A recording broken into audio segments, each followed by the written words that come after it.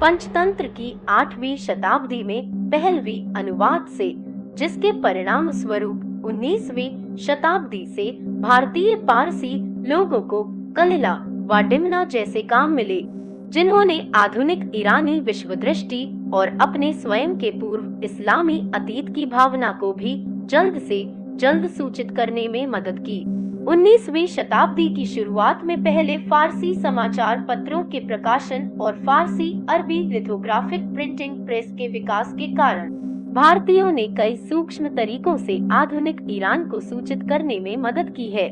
आधुनिक ईरान पर भारतीय प्रभाव का एक बड़ा हिस्सा भारत फारसी संस्कृति के पारंपरिक केंद्रों जैसे दिल्ली या लखनऊ से नहीं आया है, बल्कि एक अलग और आधुनिक भारतीय शहर बॉम्बे से आया है, जो आधुनिक ईरानी कल्पना में बड़ा है।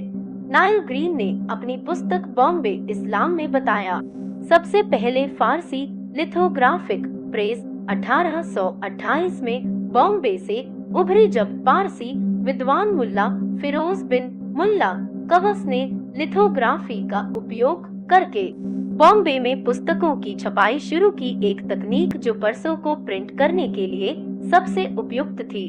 अरबी लिपि, जो भारतीय या यूरोपीय लिपियों के लिए उपयुक्त अन्य मुद्रण तकनीकों के साथ अच्छी तरह से प्रस्तुत नहीं हुई। बम्बई तेजी से सभी प्रकार के धार्मिक इलाकों के केंद्र के रूप में उभरा, जिसका आधुनिक ईरान में घटनाओं पर सीधा प्रभाव पड़ा। 1930 के दशक में बॉम्बे ने पहलवी काल 1925-1979 के पहले 10 वर्षों को आकार देने में महत्वपूर्ण भूमिका निभाई। उस अवधि में 3 उल्लेखनीय घटनाएं हुई।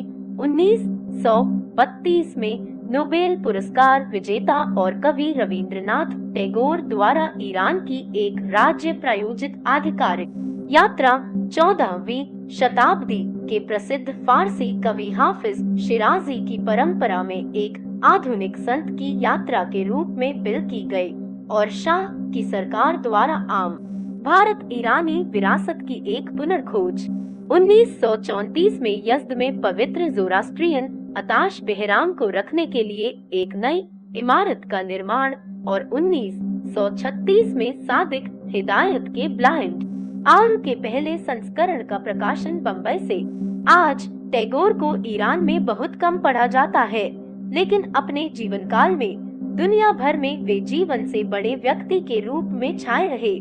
उन्हें एक महान ऋषि, रहस्यवादी और पैन एशियावादी के रूप में देखा गया, जिन्होंने आध्यात्मिकता की भाषा बोली, जिसने औद्योगिक युग के भौतिकवाद के विकल्प की पेशकश की।